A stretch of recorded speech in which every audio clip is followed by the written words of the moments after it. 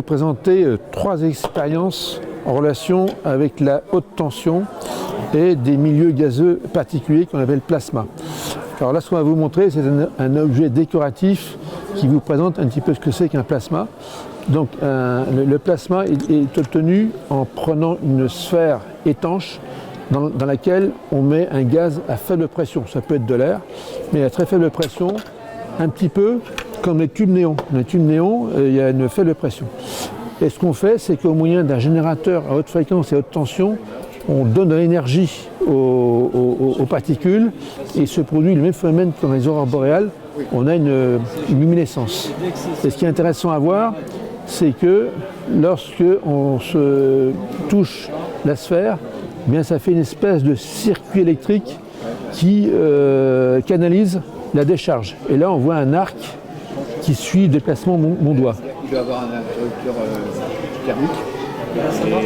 Et aussi, autre chose qui est intéressant de voir, c'est que vous avez une source à haute fréquence et à haute tension qui rayonne de l'énergie. La preuve en est, c'est que si on a un tube néon, le tube néon qui est à côté est électrisé. Enfin, il est excité. Vous voyez? Donc on rayonne de l'énergie. Voilà ce qu'on pouvait vous dire sur cette boule plasma. Donc là, on va vous présenter une expérience un petit peu semblable, sauf qu'au lieu d'avoir des décharges dans un gaz à faible pression, on va travailler dans l'air. Et la grosse différence, c'est que pour avoir des phénomènes dans l'air, il faut augmenter très fortement la tension. C'est la raison pour laquelle on utilise ici un générateur du type Tesla qui est capable de produire des surtensions jusqu'à 120 000 volts. 120 000 volts.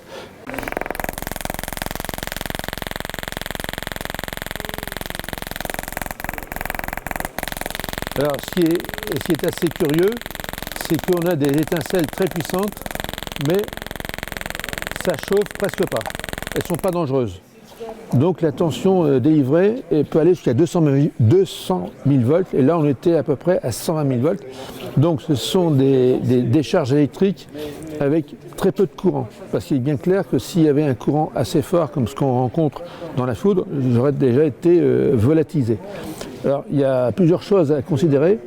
Donc là vous avez une source à haute tension, et ce qui est très important aussi, c'est la forme.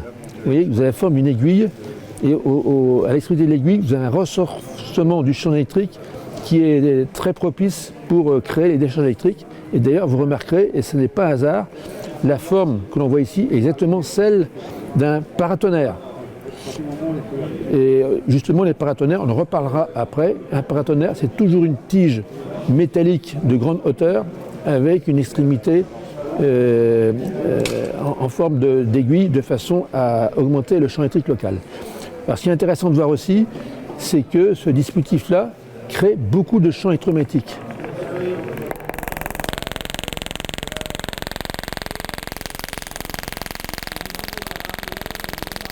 Donc là, vous avez 200 000 volts, sans problème. Ça perturbe aussi la radio.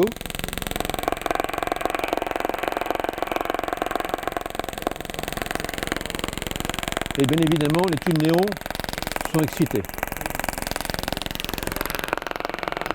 Alors, ce que vous remarquez, ça c'est un tube néon blanc, et ça c'est un tube néon pour l'intérieur. Alors vous avez le même type de phénomène avec les starters. Donc les starters, ce sont des dispositifs qui servent à allumer les tubes néons. Alors celui-ci est orange, alors celui-ci provoque une jolie petite couleur bleue. Tout ça, c'est en fonction du gaz qui a été injecté dans l'ampoule.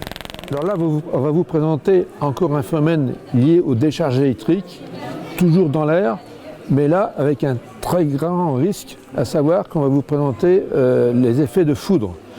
Et donc les effets de foudre ont 2 particularités. La tension nécessaire est très élevée.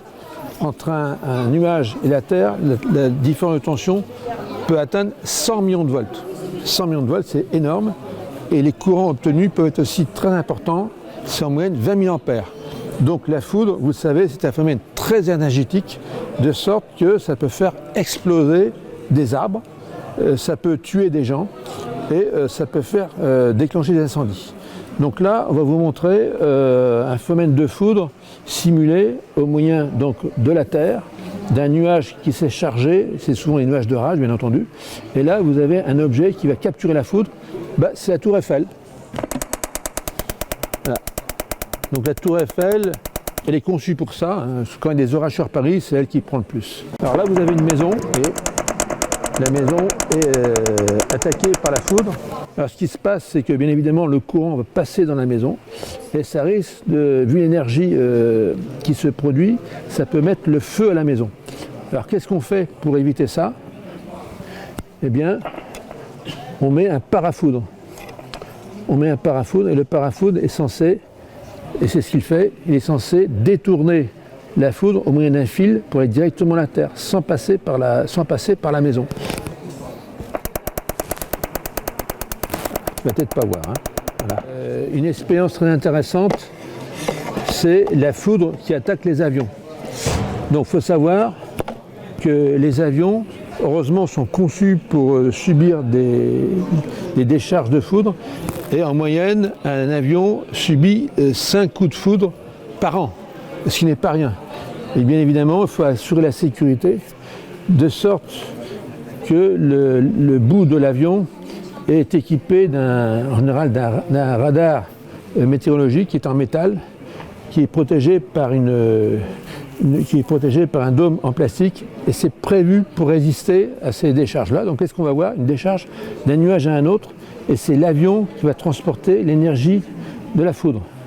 Donc là vous voyez la foudre qui prend ce chemin-ci, l'extrémité de l'avion, la queue et un autre nuage. Maintenant, on va vous montrer une expérience intéressante qui vous montre ce qui se passe avec les arbres. Donc les arbres, ça marche un petit peu comme la tour Eiffel, ça capture les coups de foudre. Et ce qui est très dangereux, c'est que l'énergie est tellement forte que le tronc de l'arbre peut exploser. Première chose. Deuxième chose, si vous avez un promeneur imprudent qui se place sous l'arbre, en espérant être protégé de la pluie et de la foudre, très mauvaise idée. Parce que la foudre va suivre le chemin le plus facile, donc ça va passer par le sommet de l'arbre, et ensuite ça va atteindre le personnage au niveau de la tête.